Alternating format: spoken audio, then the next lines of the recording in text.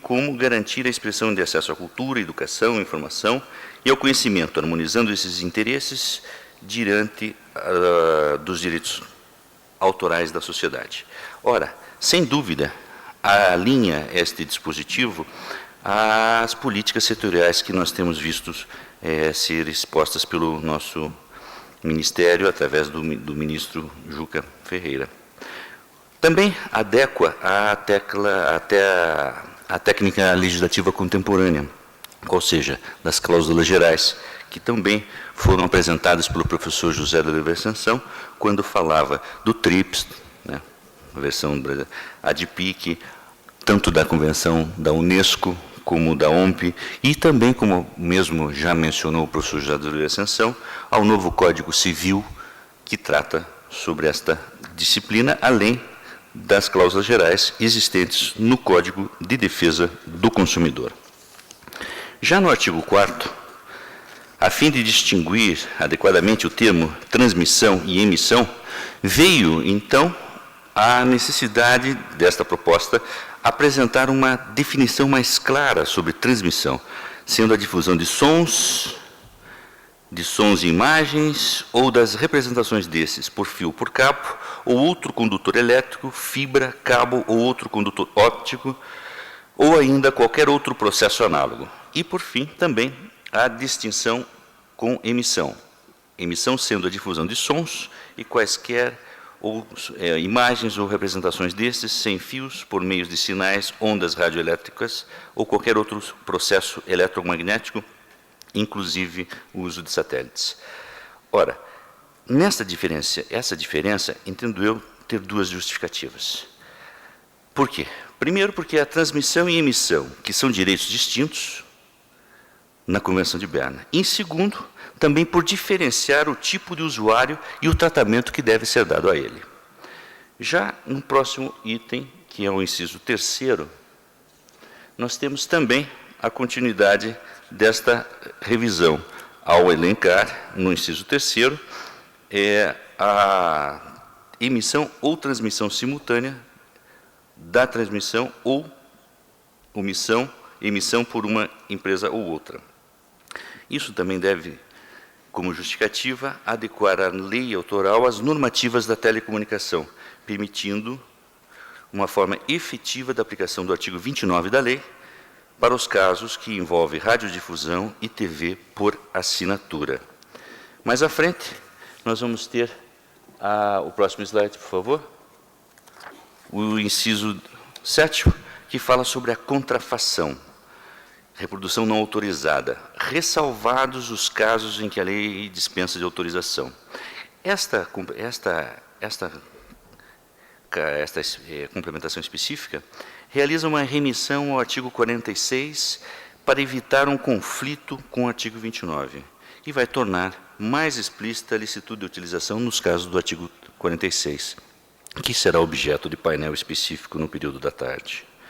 Também fazendo o relatório com relação ao próximo slide das obras audiovisuais.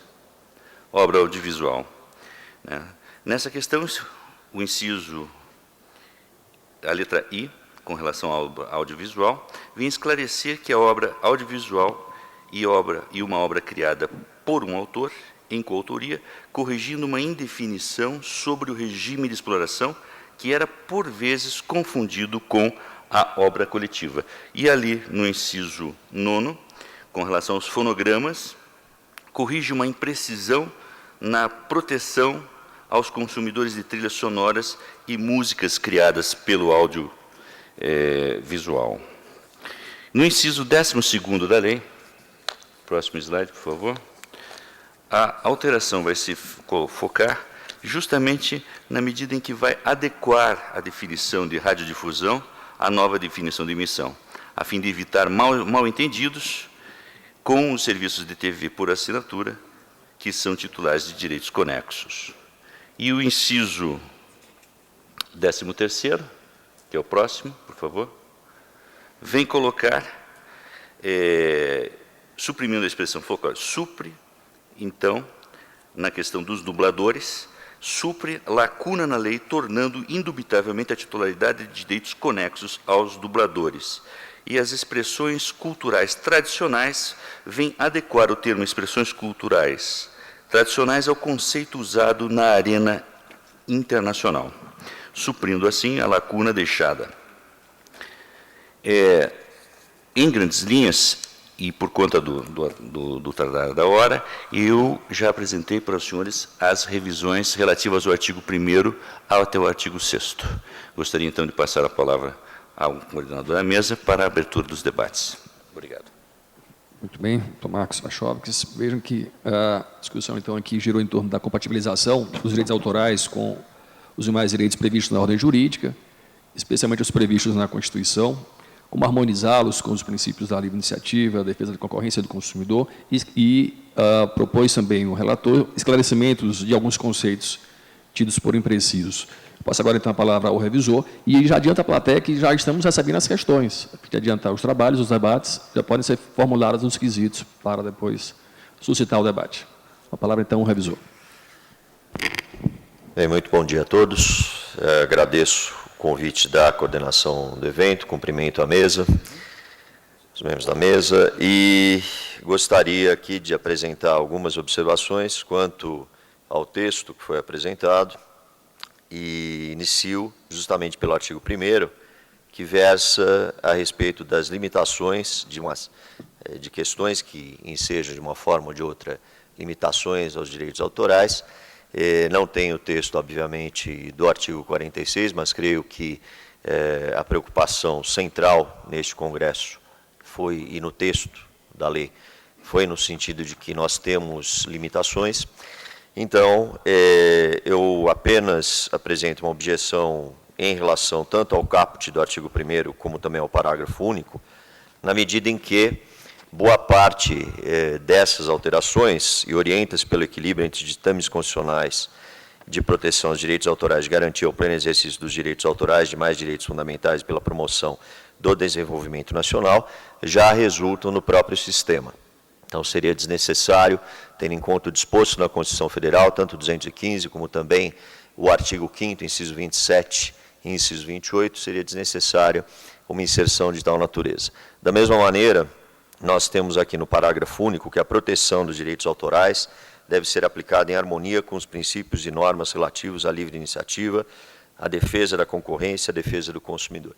Da mesma maneira, nós temos tanto o artigo 170, inciso 4º, dentro da ideia dos princípios da ordem econômica, como temos também o artigo 1º da Constituição Federal, que trata da livre iniciativa, e ainda a questão das relações de consumo.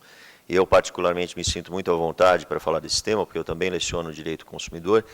Nós temos, no artigo 4º, inciso 6º, do Código de Defesa do Consumidor, menção às criações industriais, não há uma menção direta ao direito autoral, como também vamos encontrar no artigo 55, parágrafo 4º, a preservação do segredo industrial. Há cerca de 3 anos, eu sou membro da Comissão de Defesa do Consumidor aqui em São Paulo, elaborei um artigo que está no prelo, intitulado Aspectos Convergentes e Divergentes entre a Proteção ao Consumidor e aos Autores e Titulares de Direitos Conexos.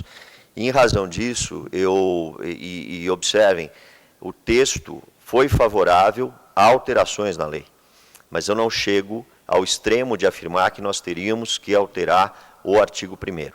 O artigo 1º deve ser mantido da forma que está, ou, eventualmente, e o que seria redundante, nós poderíamos ter uma remissão à proteção ao autor, porque a ideia da lei, o sentido protetivo da Lei 9.610 é o de proteger o autor, não de proteger o consumidor. Nós já temos a vulnerabilidade do consumidor reconhecida no artigo 4º, inciso 1º da Lei 8.078, de 11 de setembro de 1990. Além disso, nós temos aqui o artigo 3º, concordo com a observação do professor Marcos quanto à adequação relativa às cláusulas gerais. No entanto, nós devemos, e eu acho que esse espírito deve presidir o Congresso, ficar atentos a quando nós temos realmente uma interferência nobre e louvável no sentido de defender a educação,